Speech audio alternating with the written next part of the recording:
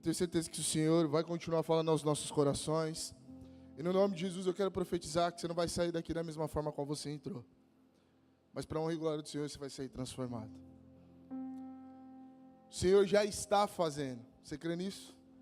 E Ele vai continuar até o dia de sua volta. E lá, meus irmãos, não vai ter mais choro, não vai ter mais doença.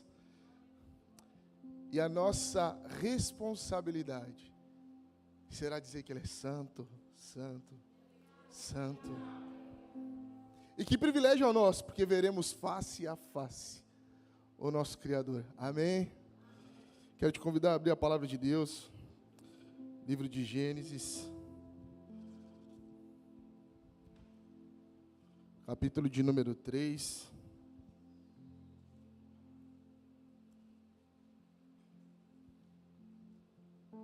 Nós vamos ler do versículo 1 até o versículo de número 10.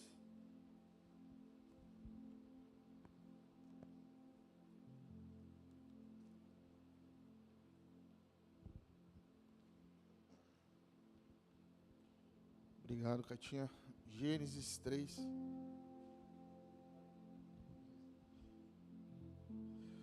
Do 1 ao 10. Os irmãos encontraram? Pode dizer amém? Diz o seguinte: a serpente era o mais astuto de todos os animais selvagens que o Senhor Deus havia criado.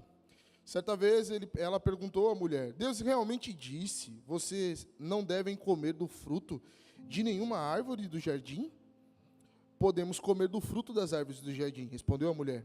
É só do fruto da árvore que está no meio do jardim que não podemos comer. Deus disse: não comam e nem sequer toquem no fruto daquela árvore, pois se o fizerem, morrerão. É claro que vocês não morrerão, a serpente respondeu à mulher. Deus sabe que no momento que comerem do fruto, seus olhos se abrirão, e como Deus conhecerão o bem e o mal. A mulher viu que a árvore era linda e que seu fruto parecia delicioso, e desejou a sabedoria que ele lhe daria. Assim tomou do fruto e o comeu. Depois deu ao marido que estava com ela, e ele também comeu. Naquele momento, seus olhos se abriram, e eles perceberam que estavam nus, por isso costuraram folhas de figueira, uma às outras, para se cobrirem. Quando soprava a brisa do entardecer, o homem e sua mulher ouviram o Senhor caminhando pelo jardim, e se esconderam dele entre as árvores. Então o Senhor Deus chamou o homem e perguntou: aonde você está? Ele respondeu: ouvi que estavas andando pelo jardim e me escondi. Tive medo, pois eu estava nu. Senhor, essa é a tua palavra, Pai. O que eu te peço no nome de Jesus é: usa a minha vida para transmitir aquilo que o Senhor quer à tua amada igreja, Pai. Fala conosco, Senhor, no nome de Jesus. A igreja concorda dizendo amém? Nós estamos finalizando uma série de mensagens com o tema princípios. Uma vida governada por...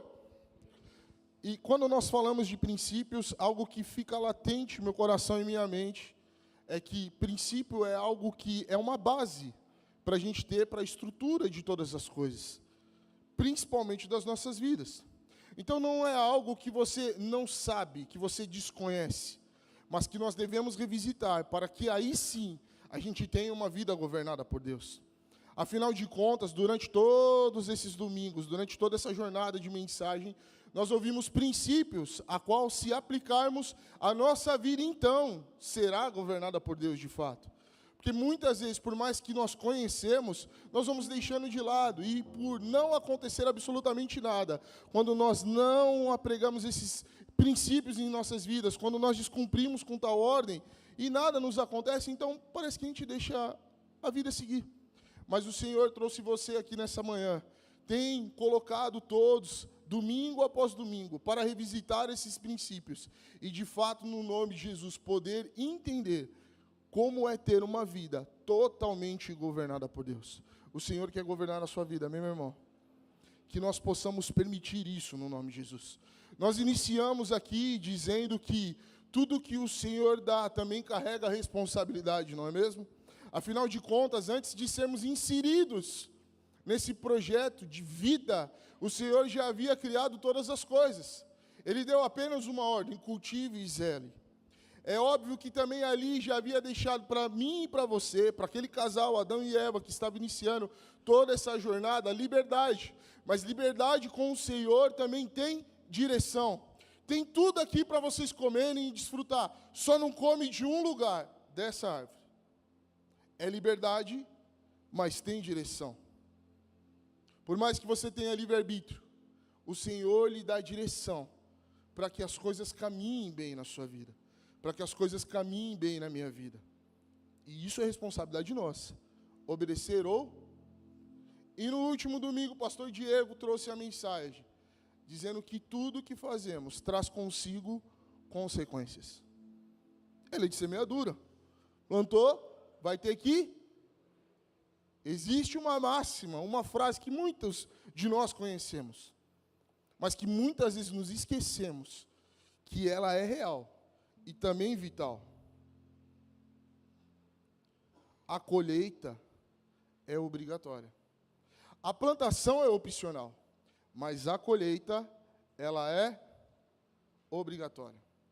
E agora, quando entramos no capítulo de número 3 de Gênesis, nós vemos um novo personagem aparecer na história, que era a serpente. E ali, ela distorce aquilo que havia sido falado por Deus. E da mesma forma, nos dias de hoje, sorrateiramente, sutilmente, o diabo tem distorcido a palavra do Senhor, suas ordens. E nós estamos nos perdendo nesse mar de distrações e informações. Mas no nome de Jesus, se você está aqui nessa manhã, se você está assistindo através da live, eu creio que foi o próprio Deus que encaminhou todas as coisas e preparou todos os detalhes, para que a nossa vida seja organizada, colocada nos trilhos, e a gente caminhe segundo a sua vontade. Afinal de contas, a vontade de Deus, ela é boa, perfeita. Você crê nisso? Então nós vamos revisitar um princípio bíblico que vem para mim como a raiz da grande maioria de consequências que nós temos quando tomamos uma decisão. Que princípio é esse? Guarde a palavra. E é o tema dessa mensagem. Guarde a palavra. Por que guardar a palavra, pastor? Guarde a palavra antes que outras vozes venham e governem a sua vida. Quando nós temos a palavra de Deus guardada em nosso coração, nenhuma outra voz se torna mais auditível do que o mais sutil e o menor sussurro de Deus para mim e para a sua vida. Por mais baixinho que ele fale, e por mais alto que fale as tentações e o pecado, ainda assim, em meio a uma poluição sonora, nós estaremos atentos a ouvir a voz do Senhor. Eu me lembro de uma vez de uma gincana que eu participei aqui na igreja. Era uma gincana de pais. Lembra disso que a gente fazia? Era na época de carnaval, aí tinha pais e filhos, uma coisa assim. E eu me lembro que foi criado um labirinto aqui dentro da igreja de cadeiras. E aí pegava o filho, vendava ele, e um monte de gente começava a falar para que ele errasse o caminho de saída daquele labirinto feito de cadeiras. E eu me lembro que com a Amanda, ela ali vendada, as cadeiras prontas, um monte de gente falava, vira para a esquerda, vira para a direita, vai para isso aqui. Ou seja, tentando de alguma forma fazer com que ela não entendesse qual era a saída. Mas aí, quando eu passei a dar as ordens, filha, vem reto, vira à direita. Isso, 2 passinhos para a esquerda. Continua andando. Adivinha o que aconteceu? O Senhor te trouxe aqui nessa manhã para dizer, vozes estão falando, distrações estão aparecendo, mas ainda que você se encontre de certa forma vendado, porque os nossos olhos naturais não nos permitem ver muito longe, o Senhor vai começar a dizer para você, ouve só a minha voz. Vem para cá, caminha um pouco mais para lá, vem reto. E eu creio que no nome de Jesus, você vai sair dessa e encontrar com o seu pai lá na saída desse labirinto. Sabe, tudo já havia sido criado por Deus e era perfeito. o jardim estava pronto. As coisas estavam prontas. E aí então Adão é inserido. Tudo estava pronto. Logo, eu entendo que quando a serpente aparece, ela não vem para suprir um espaço vazio deixado por Deus, mas ela vem para deturpar aquilo que Deus havia ensinado aos seus. Toda vez que o diabo aparece com uma tentação na tua vida, meu irmão e minha irmã, entenda que não é para suprir vazios, mas é para distorcer a forma como você enxerga as coisas. Nós acabamos de ouvir o testemunho do Maurício, e Deus seja louvado pela sua vida, meu irmão. Porque cada testemunho desse vem para impactar o nosso coração e edificar as nossas vidas.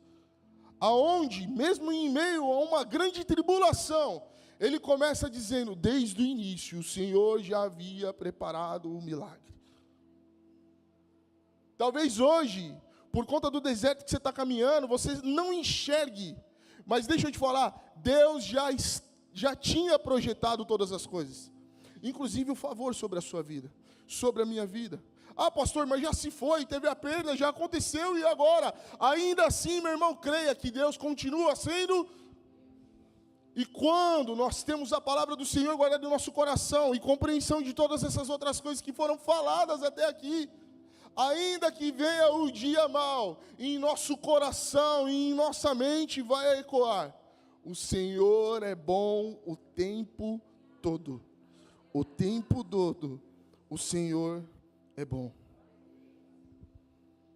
Mas sutilmente, sorrateiramente, vozes estão surgindo nos nossos dias. Vozes com a mesma estratégia, distorcer. Entenda, o diabo não chega para você e fala, abandona Deus. Mas ele começa distorcendo, dizendo, será mesmo que Deus está te vendo? Será mesmo que vale a pena continuar nos caminhos do Senhor? Será mesmo que vale a pena ter uma vida de santidade? Será mesmo que vale a pena pagar esse preço? Olha, não é bem assim. Certamente, se vocês fizerem tal coisa, vocês não vão morrer. Ele está te privando de algo bom.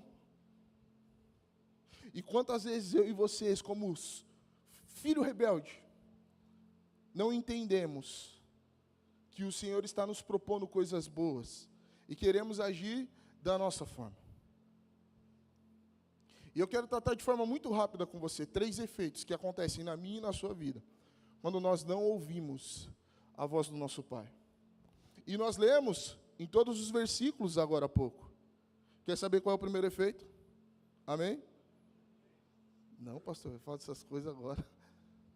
Eu vou falar mesmo assim.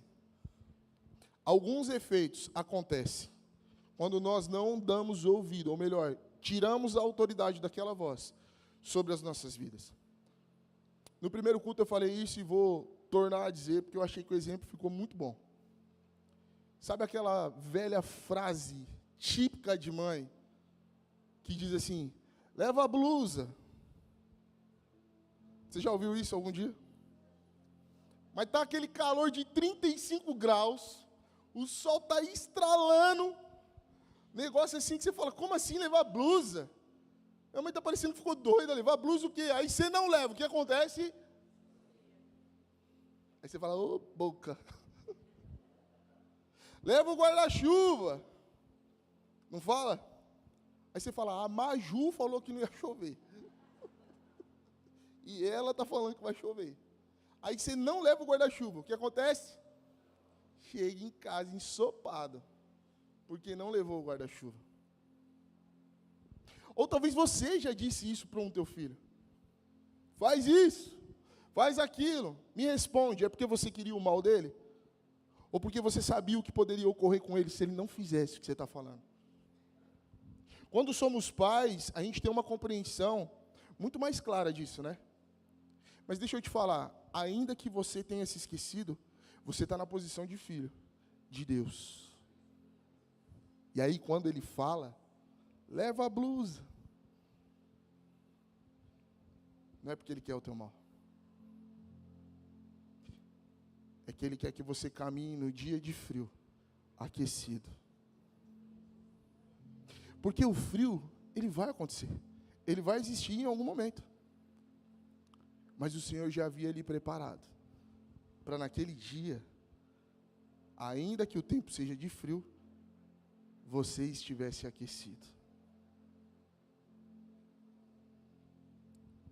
Agora, o primeiro efeito que vem sobre as nossas vidas, quando nós tomamos uma decisão errada, e isso é da nossa natureza, é querer resolver as coisas com as nossas próprias mãos. Não foi isso que eles fizeram? Os seus olhos foram abertos. Olha só, o pecado não nasceu quando eles morderam o fruto. O pecado nasceu quando eles deram ouvido à serpente. Amém? Outra voz começou a governar a vida deles. E aí, agora que eles morderam o fruto, teve ali então a concepção do pecado. Nasceu o pecado. Entrou a morte. Não foi isso que aconteceu? E o que foi a primeira coisa que aconteceu com Adão e Eva? Os seus olhos foram, e eles viram que eles estavam. Na sequência, o que eles fazem? Eles vão lá cozer folhas de figueira e costurá-la uma a outra para cobrir a sua nudez. Toda vez que nós tomamos uma decisão errada, entra o pecado em nossa vida, a morte em nossas vidas. E aí o que a gente quer fazer? Tentar de alguma maneira resolver a questão, sem depender daquele que pode restaurar as nossas vidas. E isso é extremamente perigoso, porque a gente só vai remediar e adiar o efeito da graça sobre nós. As figueiras podiam cobrir, de certa forma, parcialmente, a nudez de Adão e Eva, mas não poderiam devolver a eles a inocência. Não poderia devolver a eles a comunhão que havia sido rasgada ali com Deus. Ia tampar a sua nudez? Ia. Mas não resolvia o maior problema que continua ecoando nos dias de hoje: frieza espiritual, distanciamento do Pai, falta de relacionamento com Jesus. Não, eu vou tentar fazer de alguma outra forma isso. Eu vou resolver aqui com as minhas próprias mãos. Eu pequei, eu errei, o pecado está instaurado, a morte chegou na minha porta, mas eu vou me inscrever aqui na igreja para trabalhar em algum ministério dela. Deixa eu te falar, meu irmão, execução de tarefa não resolve comunhão com Deus. E ainda que você pense assim, porque eu sei que você pensa, eu já pensei isso. Ainda bem que eu não faço nada na igreja. Faz sim. Ou você se esqueceu que você é uma carta viva, escrita pela própria mão de Deus, que é onde pisa a planta dos seus pés, ali o Senhor precisa ser honrado. Quando você está no teu trabalho, meu irmão, por mais que aquele teu chefe não abra a Bíblia, ele está vendo teu testemunho. E se você tem uma comunhão rasgada, que você está tentando tampar com folhas de figueira, deixa eu te falar, meu irmão, só existe um que tem poder para resolver isso. E o seu nome é Jesus. Sem a graça, sem o favor imerecido, sem o arrependimento, essas coisas não vão se resolver. Mas é assim que nós agimos. É assim que nós atuamos, achando que temos possibilidade de resolver do nosso jeito. E como isso acontece? Só para exemplificar, nós damos justificativas para diminuir a nossa responsabilidade. Geramos uma aparência religiosa para esconder a nossa frieza espiritual. Tentamos ter boas obras para tentar compensar a culpa. Fazemos até comparações com pessoas que julgamos piores que nós. Não, mas eu estou assim, mas olha aquele do lado. Então não sou eu só que estou errado. Argumentos, tentamos argumentar de alguma forma para proteger o comportamento que temos quando somos confrontados pelo Senhor. Esse é o primeiro efeito. Meu irmão, no nome de Jesus, entenda que desde o Éden, desde quando? O homem tenta cobrir com as próprias mãos aquilo que somente a graça de Deus pode resolver. Só Deus pode mudar isso. Mas nós estamos tecendo folhas. Segundo efeito, fugimos da presença de Deus. O Senhor estava ao entardecer, caminhar pelo jardim, e ali, quando eles ouviram os passos, o que eles fizeram? Fugiram, se esconderam entre as árvores. Primeiro efeito, queremos resolver do nosso jeito. Segundo efeito, nós fugimos da presença do Senhor. Entenda, meu irmão, o pecado, ele não só quebra uma regra, mas ele desorganiza o nosso relacionamento com Deus. E aí nós fugimos. Fugimos de uma oração com medo do que será provocado naquela oração quando uma mão foi estendida para nós. Fugimos da palavra e não abrimos mais a Bíblia em nossos lares porque temos receio de como que seremos confrontados por Deus. Fugimos do pastor, fugimos do irmão, fugimos de Deus de alguma forma. Nos dias de hoje, isso tem se tornado cada vez mais real e latente. Pessoas fugindo de suas responsabilidades e compromisso, para não terem que assumir e pagar o preço. Mas deixa eu te falar, meu irmão, ainda que pareça ruim e mal aos teus olhos, é melhor você caminhar durante uma jornada no deserto e ter Deus na tua vida, do que estar sentado no palácio com o faraó. E isso é cruel, sim, totalmente indigesto, concordo.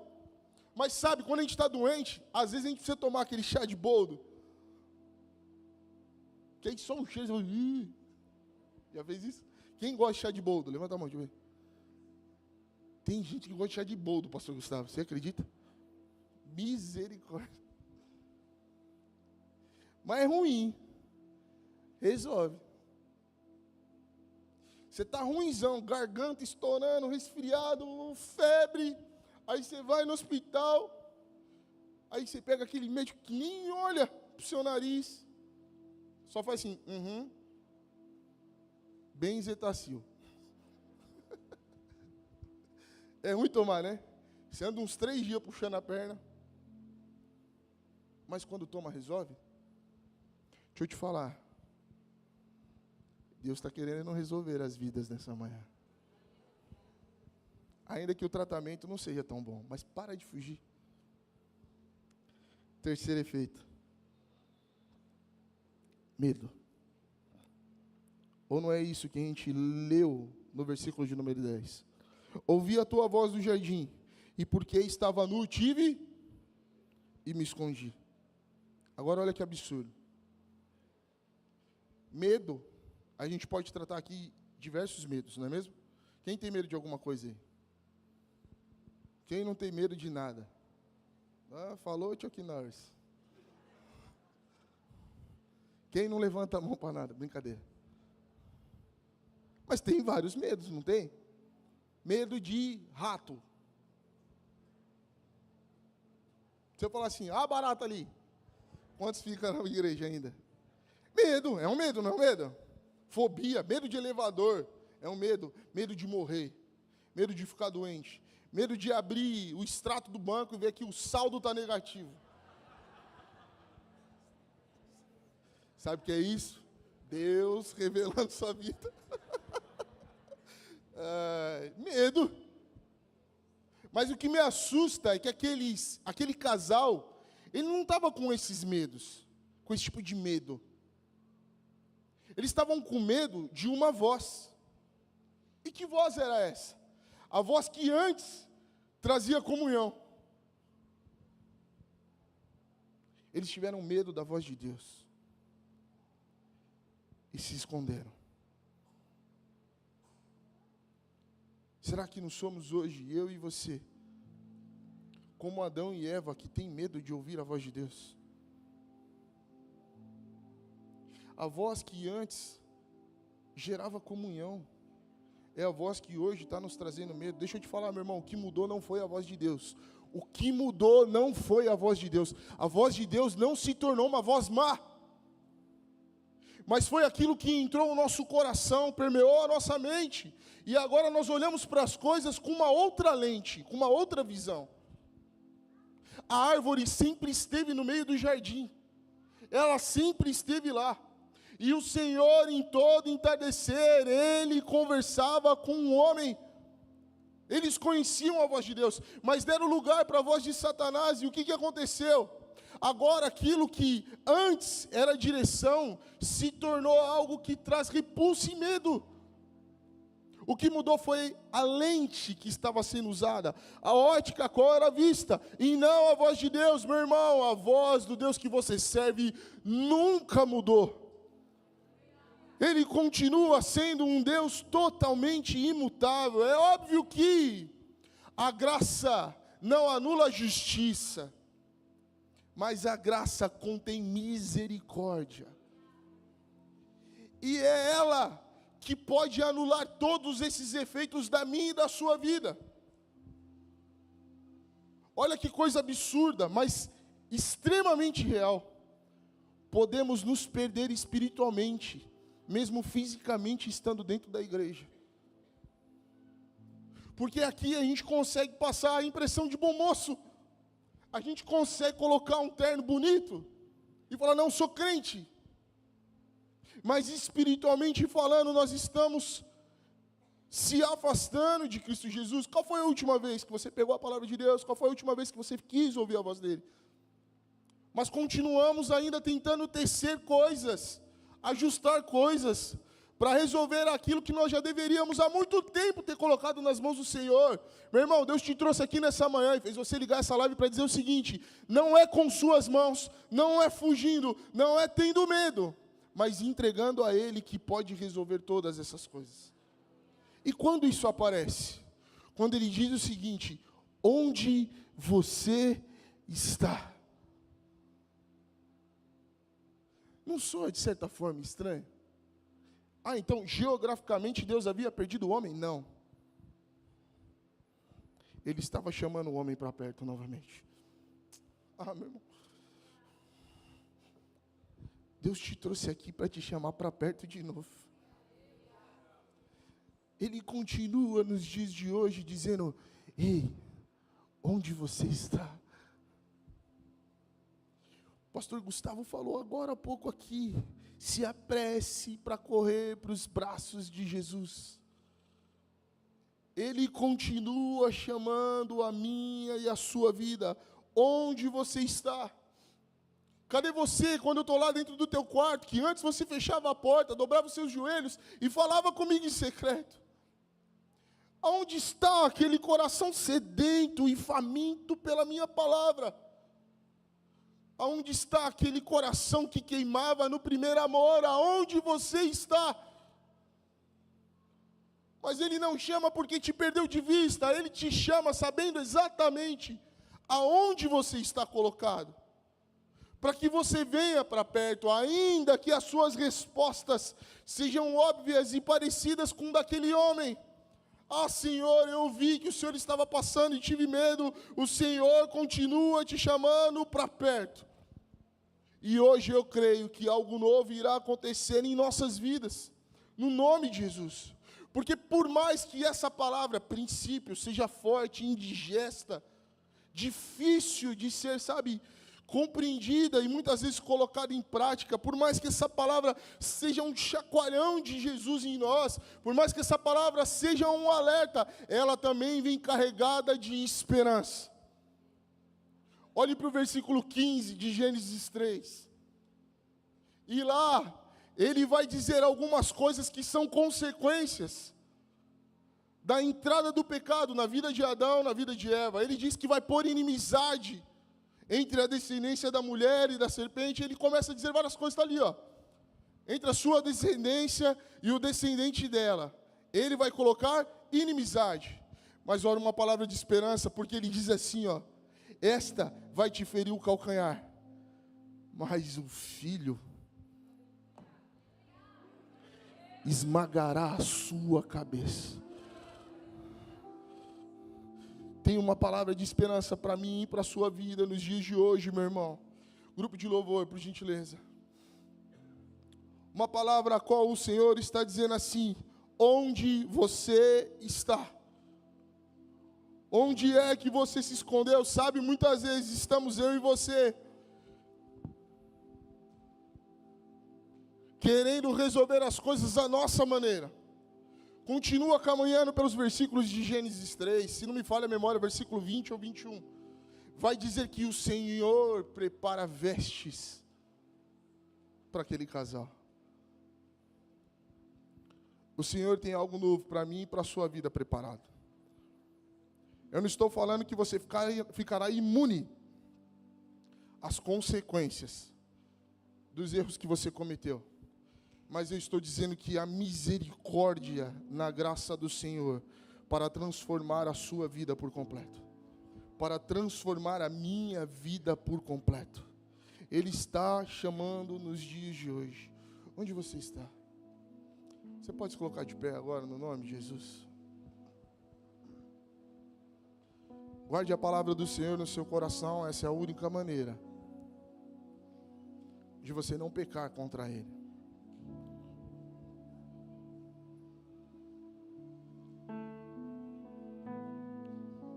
Eu não sei se em algum momento da sua vida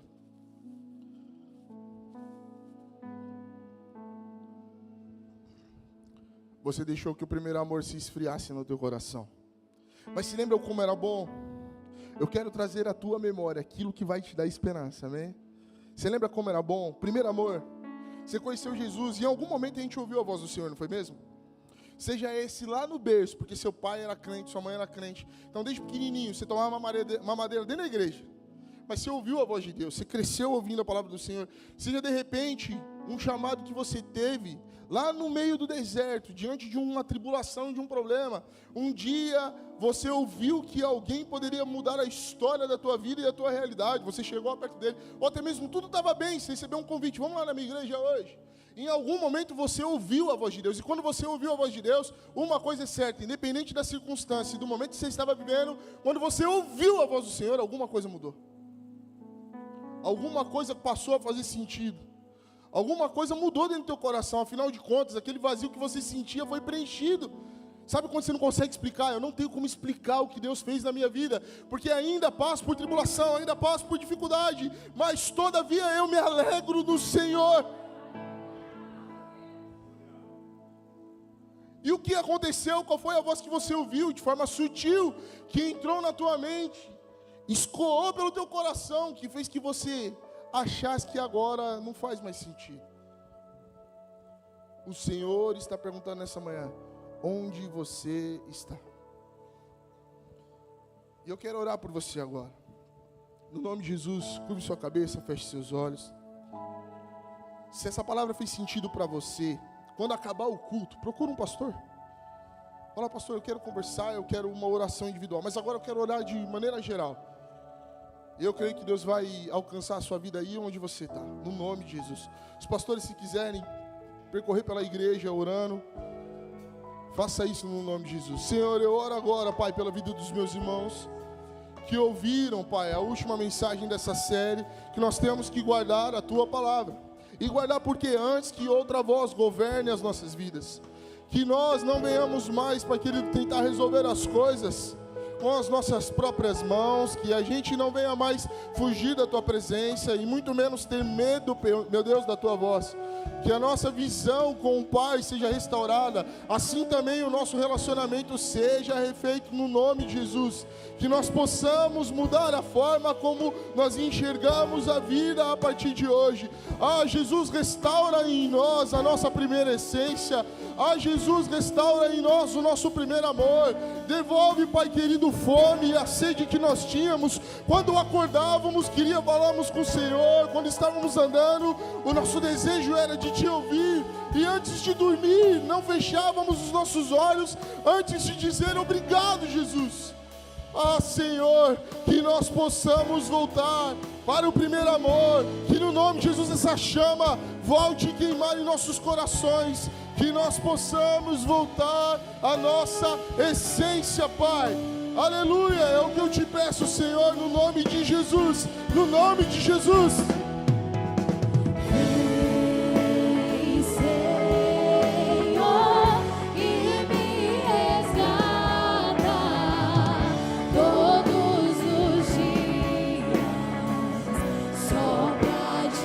Você pode declarar isso.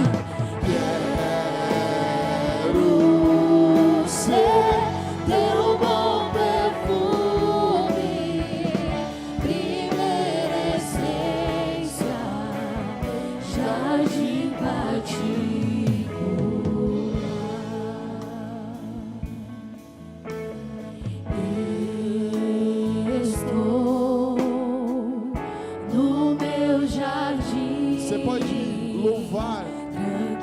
a sua oração agora. Abre meu coração, erguei minhas raízes com minhas lágrimas, gotas de adoração. Senhor, não quero que os Declare isso bem meus forte. olhos percam o brilho do primeiro amor por ti. Não quero que em mim se perca Pega suas mãos e declare isso. o desejo de te adorar. Vem, Senhor, e me resgata todos os dias só pra te adorar. Quero ser teu bom perfume, primeira essência, jardim pra ti. Isso aí, igreja. Vem, Senhor, e me resgata todos os dias só pra te adorar. Declare isso. Quero ser teu bom perfume, primeira essência, meu jardim particular.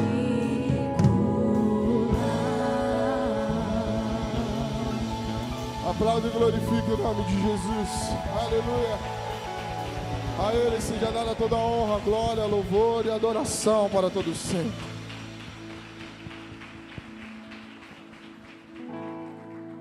As vozes sutis não vão deixar de falar.